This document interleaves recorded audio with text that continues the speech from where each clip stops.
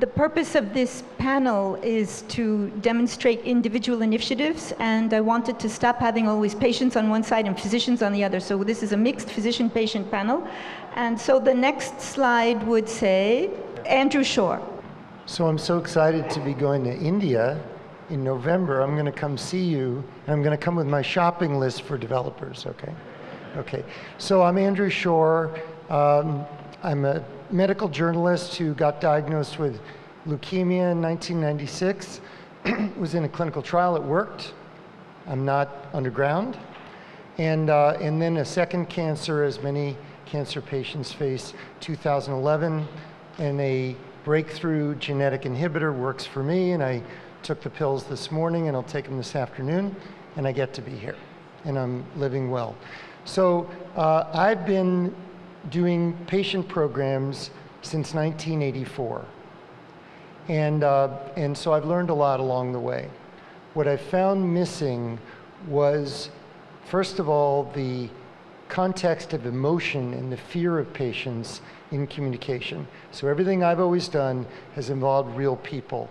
And what it's done in recent years has been to connect real people. Let's see if this advances. Now, in 1996, when I was diagnosed, I went to this very simple listserv. Does anybody here know Gilles Friedman? I know you do. So Gilles Friedman, in 1995, I think his wife was diagnosed in New York with lung cancer, and they couldn't find information, and he started a listserv. So this is really old technology. But more and more different communities started signing up there, and it just bundles emails together. And in my condition, chronic lymphocytic leukemia, there's still 3,000 people sort of yapping at each other every night. And it was because of that that I found a clinical trial 2,000 miles from my home that I believe saved my life. Because my well-meaning doctor, who we were talking about it, doctor, about trusting your doctor, and some people do, had I just trusted my doctor and not connected with those guys, I wouldn't have known about the trial and I'd be dead, okay? So sometimes I believe as a cancer patient today there's a penalty with not connecting with others. And what I find is patients want to know they're not alone. So today when you go to a waiting room at many cancer centers, there are people sitting with their iPads and their smartphones, and they're even then learning that someone sitting next to them is in the same community and has the same connection. I found it out years ago. I'd go to MD Anderson in Houston, and we would meet here with this old technology. When's your appointment at MD Anderson? 1 o'clock. When's yours? 2 o'clock. Let's meet for lunch. So I want you to see the connection between social media and actually even in-person contact. Now, here comes Facebook.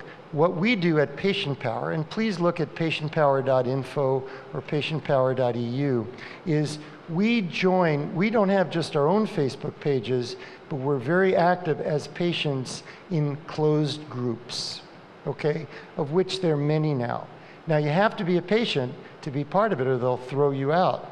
So I'm not a patient with every condition, nor are my team members, but we find that they're patient advocates who will be advocates for us, because we're producing new content, interviews with doctors, we're attending medical conventions, and so they then embed what they believe is appropriate for their community in these closed group Facebook pages, and it's working very well.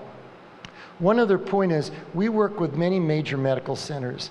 UCSF, we used to work with, doctor, but what I found was the best medical centers take what we do with them and they push it out through their social media channels. So it's like a spider. Not just one channel, but many channels. So if you're partnered with a medical center, their communication staff gets involved, their patient advocates get involved, and it goes out in 20 different places. Okay, so that's what's been successful for us. And then the other thing is, it's not just about you. So you have a company, you have an innovation. Pharmaceutical companies do this all the time, and this is one of the things we don't like about them. They just talk about their product. They don't talk about everything going on in a therapeutic area, and maybe they're prohibited by their lawyers or the CEO. But what we do is we communicate about other successes as well as what we're trying to do to add to the success of the community. So those are just some tips, and then we're trying new platforms. So as mentioned in some of our smaller sessions about Pinterest, Instagram, now Michael, you may mention it, Periscope. So we're doing live streaming, we're trying that. So we're trying lots of new things, and all the things we're doing, we're trying to do it collaborating with partners. And the litmus test for all of this is it good for patients and care partners? If it isn't, don't do it. If it is, do more, and listen to them on what can make it even more useful.